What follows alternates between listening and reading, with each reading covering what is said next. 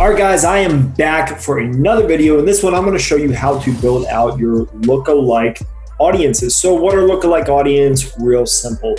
What you're going to find is we're going to create these audiences based off of the people that have already taken specific actions. So when you look at your funnel, for example, when we pull up all of our funnel steps, we have link clicks as the first action. Then we have, well, technically video views, but I count link clicks as the first action, right?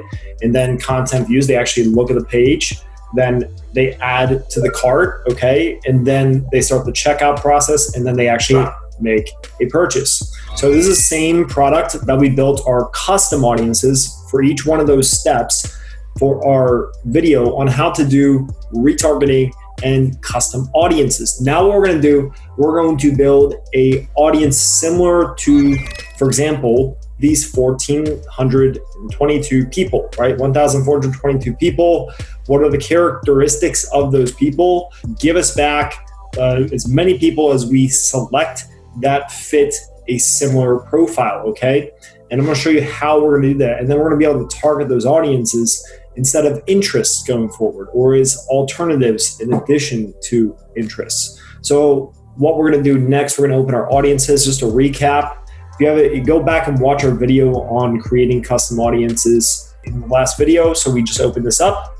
Already got here. So we made our view content, add to cart, and initiate checkout. So let's start with view content. What we want to do is I always recommend you make the lookalike audiences once this event has fired for 1,000 people. So we have well over 1,000 content views here, okay?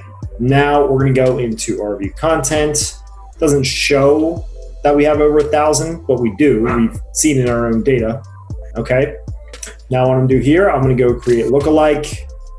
And since we're starting with US for now, you can break it up into larger groups, right? So maybe like groups of 3% at a time. If you want to do like 7 million, we're going to do more groups first, which is going to be the smallest option size, which is going to be 2,380,000, which is going to be plenty.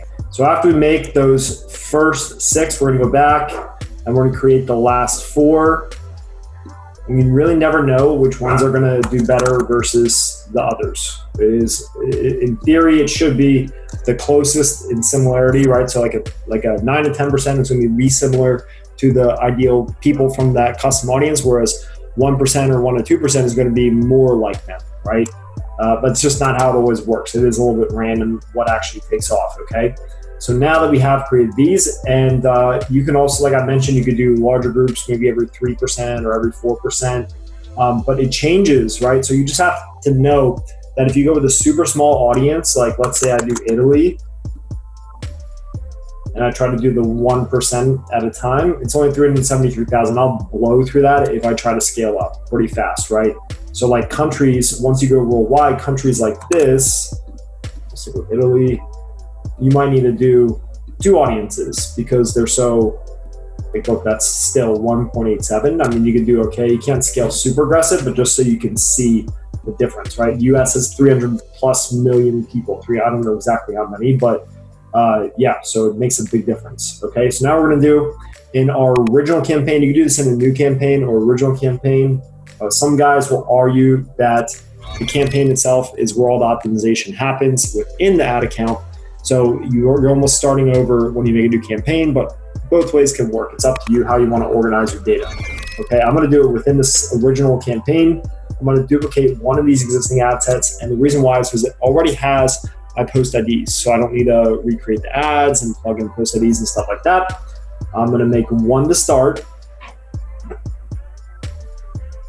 Okay, and then my labeling format is very simple for these. I always do the event, like the audience. So for example, this is view content. So I'm going to label it VC dash, and that dash is going to then be followed by the percentage, right? So VC dash blank, okay?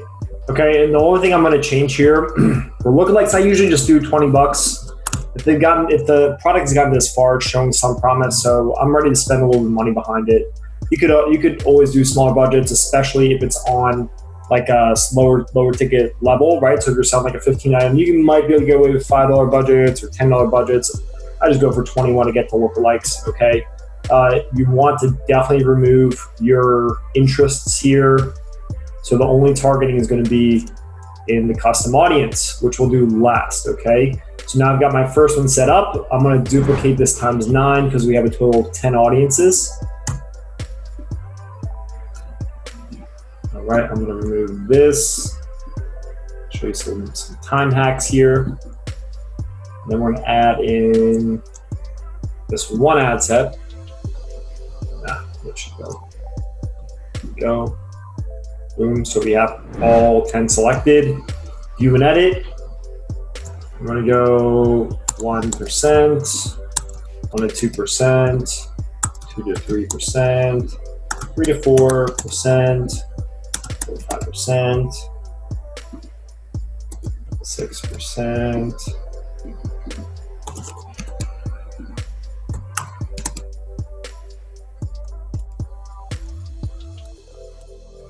Okay, so I have all my percentages. Now I'm just going to plug them in and we're almost done. It's super easy. Okay. So now I'm going to go down to where I'll plug it in right here. Start from the top. I'm going to open up right away. And I'm looking for the 5 to 6%. Let's see, just based on the labels.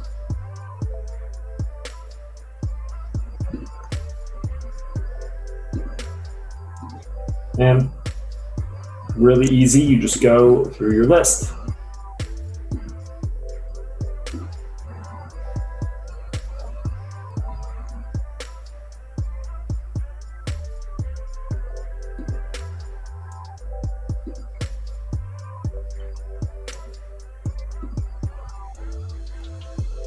Just plug in based on the percentages. It is the fastest path I've found to creating this stuff and not having to repeat yourself and being able to cut out as many steps as possible.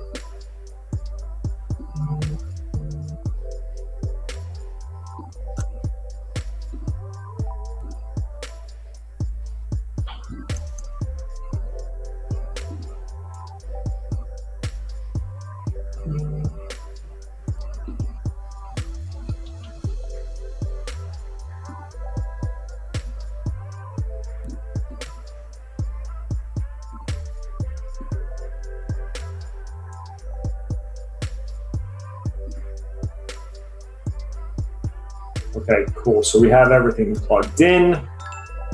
Got all 10 ad sets updated. We are good to go. So view content lookalikes are, let me actually publish these for tomorrow because it's already a little bit later in the day. There's always the off chance that it just tanks because I launched so late. So let's take away that chance. We'll just do it for tomorrow at 5 a.m.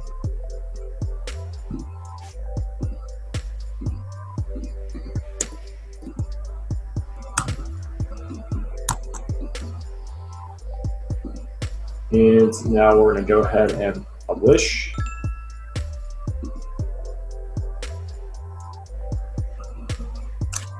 Give that a sec.